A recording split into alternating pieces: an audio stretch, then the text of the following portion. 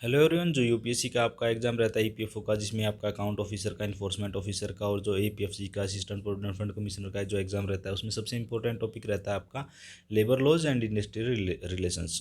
तो उसके लिए हम इस वीडियो में आज एक बुक रिव्यू करने वाले हैं जिसका नाम है industrial relations and labour laws. उसका 6th एडिशन है ये। तो इसके जो राइटर हैं हमारे एस सी श्रीवास्तव हैं। ये बहुत अच्छी बुक है। ये 1043 पेज की बुक है।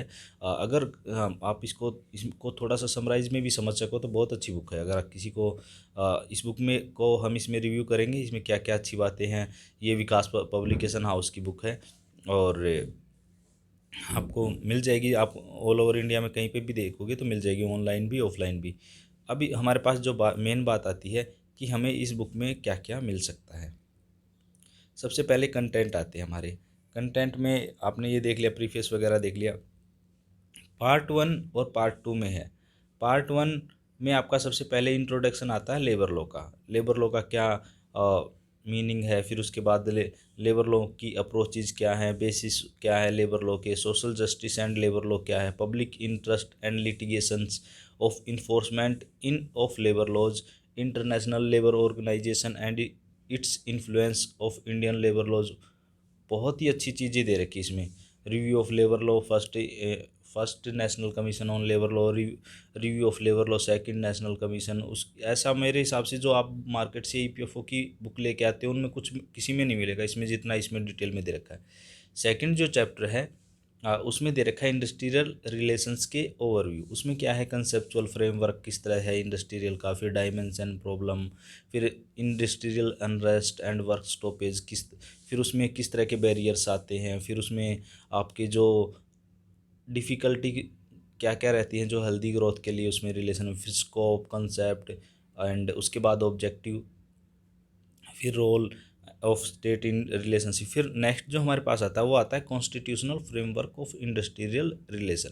कॉन्स्टिट्यूशनल फ्रेमवर्क में क्या है कि आपको फंडामेंटल राइट में क्या मिला है, डायरेक्टिव प्रिंसिपल्स में क्या मिला है, अदर्स जो पार्ट आपका जो कॉन्स्टिट्यूशन का है वो क्या बोलता है आपके राइट्स के बारे में, लेबर लॉज के बारे में, इंडस्ट्रियल रिलेशन के बारे में। जो अमेंडमेंट हुए हैं जैसे right to free education, compulsory education, Indian judiciary का इवोल्यूशन, इंडस्ट्रियल। और फिर इसके बाद आपका आता है जो वीमेन होती हैं उनका वर्क प्लेस पे जो सेक्सुअल हरासमेंट होता है उससे रिलेटेड कॉन्स्टिट्यूशन क्या बोलता है। तो इसमें ये सारी चीज़ें आपकी दे रखी है। पार्ट 2 में आपका आता है trade unions and law. Trade union किस तरह की है, तो उसके लिए क्या करना चाहिए। देखो, चैप्टर 4 में आता है trade union of workers and employers organisation, conceptual history and इसमें सारी चीज़ें दे रखी। ट्रेड यूनियन की नीड क्या है, उनके राइट क्या है, हिस्ट्री क्या है, किस तरह से बने, करंट इश्यू क्या है, क्लोज ऑफ, ये इंपॉर्टेंट पॉइंट है, क्लोज शॉप क्या होता है। इसमें कई तरह की शॉप होती है, ये क्वेश्चन इसमें आता है ईपीएफओ में। फिर चैप्टर नंबर 5 में आता है judicial delineation of statutory definition of trade union and trade dispute, इसकी definition, member of trade union कैसे बनते हैं, ऑब्जेक्टिव, ये सारी चीज़ें इसमें। और फिर चैप्टर नंबर 6 बताता है registration of trade union. Trade union का रजिस्ट्रेशन किस तरह से होता है, उनका मोड क्या रहता है, कहाँ रजिस्ट्रेशन कराना होता है, उनकी पावर क्या रहती है, इंक्वायरी क्या रहती है, ये सारी चीज़ें इसमें।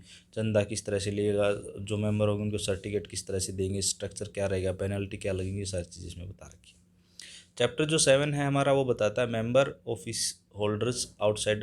जो ट्रेड यूनियन, ये भी इंपॉर्टेंट पॉइंट है, जो मेंबर होते हैं, ऑफिस होल्डर होते हैं, आउटसाइडर होते हैं, उसको किस तरह से डिफाइन किया गया है, उनकी क्वालिफिकेशन क्या होंगी, डिसक्वालिफिकेशन क्या होंगे, उनके राइट्स क्या होंगे, उनके ऑब्लिगेशंस क्या होंगी, सीलिंग क्या होगी, ये सारी चीज़ें ना उसमें बता रखी है। फिर उसके बाद जो फंड किस तरह से ही रेज करेंगे वो ट्रेड यूनियंस, फाइनेंस और फंड किस तरह से करेंगे उसके बारे में, मेंबरशिप सब्सक्रिप्शन का अमाउंट कितना होगा, जनरल फंड कहाँ से आएंगे, पॉलिटिकल फंड कहाँ से आएंगे इलेक्शन वगैरह के लिए, तो वो सारी चीज़ें। चैप्टर नंबर 9 हमारा बताता है privileges of registered trade union. जो ट्रेड यूनियन जो रजिस्टर्ड है उसके प्रिविलेजेस क्या है, उनकी immunity from criminal conspiracy, immunity from civil actions, enforceability of agreement, termination of insurance instant of union. फिर चैप्टर नंबर 10 में आता है आपका recognition of trade union. Trade union की रिकग्निशन के लिए क्या क्या, किस तरह के लॉ की रिक्वायरमेंट होती है, ये सारी चीज़ इसमें दे रखी है। चैप्टर नंबर 11 हमारा बताता है कलेक्टिव बार्गेनिंग के बारे में। कलेक्टिव बार्गेनिंग का मतलब क्या होता है, मान लो एक एम्प्लॉय को कोई प्रॉब्लम है तो वो अगर मैनेजमेंट के 1000 लोगों में या 1 लाख लोगों के मैनेजमेंट में जाता है तो उसकी कोई बात नहीं सुनेगा।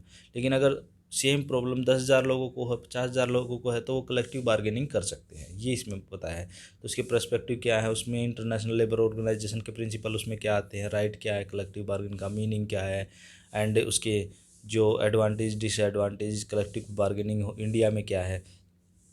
फिर चैप्टर नंबर 12 आता है unfair labour practices and victimisation. तो ये भी इंपॉर्टेंट है। यहाँ पे अनफेयर ट्रेड जो प्रैक्टिस होती हैं उसके लिए एक्ट क्या बोलता है, ये फिर और जुडिशियल डेडलाइंस क्या है, ये सारी चीज़ें इसमें दे रखी है। विक्टिमाइजेशन क्या होता है, इसमें अमेंडमेंट कब कब हुए। पार्ट नंबर जो 3 है वो बताता है इंडस्ट्रियल डिस्प्यूट एक्ट 1947।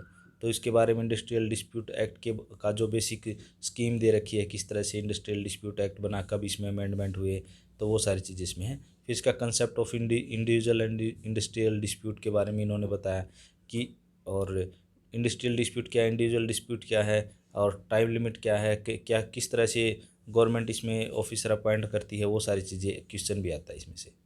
फिर चैप्टर नंबर 15 बताता है आपका Arena of the interaction of participant industrial dispute, ये सारी चीज़ें। फिर वर्कमैन क्या है, उसकी डेफिनेशन क्या है। चैप्टर नंबर 17 बताता है इंडस्ट्रियल डिस्प्यूट एक्ट को की सेटलमेंट किस तरह से होगी। चैप्टर नंबर 18 आपका बताएगा power of appropriate government, appropriate जो गवर्नमेंट है उसकी पावर क्या रहेगी, ये तो उसमें पावर में एक रूल्स डेलीगेशंस ये सारी पावर रहती है।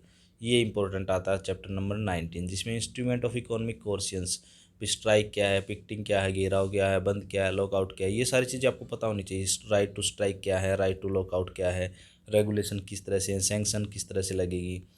फिर आता है ले ऑफ क्या है, रिट्रैक्टमेंट क्या है, ट्रांसफ़र क्लोजर, इनके क्लोज क्या है, लॉ इनके बारे में क्या बोलता है, चैप्टर नंबर 20 ये बताता है। फिर 21 बोलता है का management of discipline disciplinary process.